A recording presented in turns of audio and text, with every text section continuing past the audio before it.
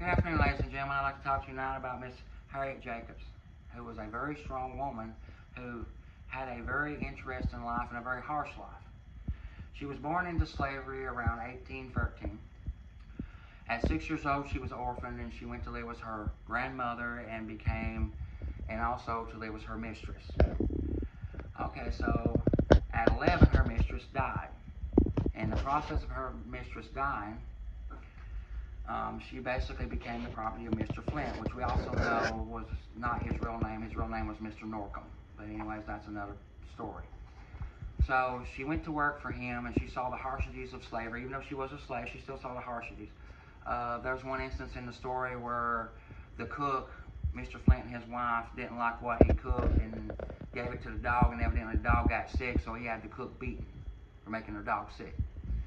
These are the kind of people she went in. She became property to. Mrs. Jacobs, as she got older into her teenage years, she dealt with harassment in a sexual manner as she became a young woman by Mr. Flint, which was not a good place to be for any young lady.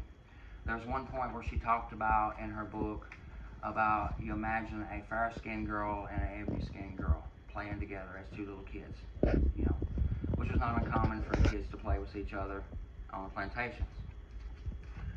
And she talks about how the fair-skinned girl will grow into a fairer world and fairer skin, whereas the poor ebony girl, she will be plagued with harassment and sexual advances and so forth by evil beasts, pretty much, that call themselves men. This was not uncommon in the days of slavery. So as Mr. Flint continued his harassment, she continued many ways of trying to ignore him and so forth and so on. She came up with a plot to have an affair with Mr. Sand, who was a white elite lawyer in the area they lived in. She ended up having 2 kids by him by the age of 20. Well, this just infuriated Mr. Flint. But Mr. Flint was still determined to have her, so he decided he'd build a cottage off on a small part of the plantation somewhere where it'd just be her by herself, because he thought the whole reason she wouldn't be with him was because of his wife. And an example of his wife, the mistress, is this. Okay, so there was a young slave woman having a baby, and both the baby and her died during the process, and while the woman was suffering, the mistress was full of spite and meanness, pretty much said, you deserve everything you get and you're going to hell, basically. She blamed the women, not her husband, who was doing what he was doing. So there was really no relief for her through her owners at that time, so she decided to run away. And she ran away, and she hid in the crawl space for 7 years. Now, when I say this crawl space, she couldn't even stand up. It wasn't insulated. It was hot in the summer. It was cold in the winter. And she stayed there for 7 years. She sewed. She read. She had a peephole where she'd keep an eye on her 2 children who were with their grandmother at that time. So finally, she was able to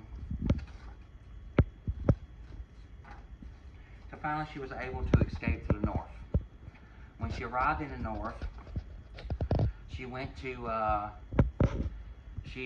procured a place in Boston for her and her 2 children. She finally got her 2 children to the north after she escaped.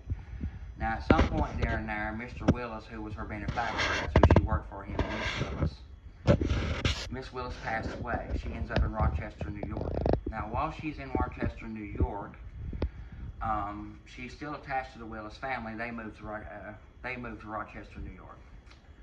She's still attached to them as she's their babysitter. She helps raise their kids and so forth. But you got to understand, this is a time when we still had, what I don't know the exact term for them, but basically slave hunters. Because of the fugitive slave laws that were passed, which I believe was around the 1830s or something like that, they could literally go up north and find you and bring you back. Slave owners were protected by the law. So there was numerous times that she'd be reading the paper or so forth and so on, and her benefactor would send her away. They would find out they were there looking for her. They would send her away out in the middle of nowhere. One time they even sent her to Maine. So finally, on the second time around, the woman's on the run again. Mr. Dodge is what they call the man who was a slave hunter.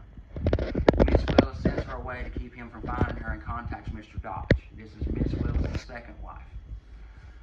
The first wife had passed away. Miss Willis, in correspondence with Miss Jacobs and so forth, keeps Miss Jacobs actually kind of gets mad. I'm tired of running. I'm not paying this. I ain't paying. Basically, she gets irritated with the whole having to run all the time. Miss Willis is trying to explain to her she'll buy her freedom. She doesn't want her to buy her freedom because she feels like she's already free.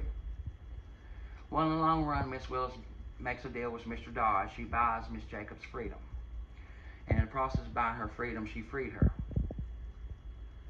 So that Mr. Flint would no longer chase her because he was relentless for all these years. He was determined to have this one woman he could never have had, evidently.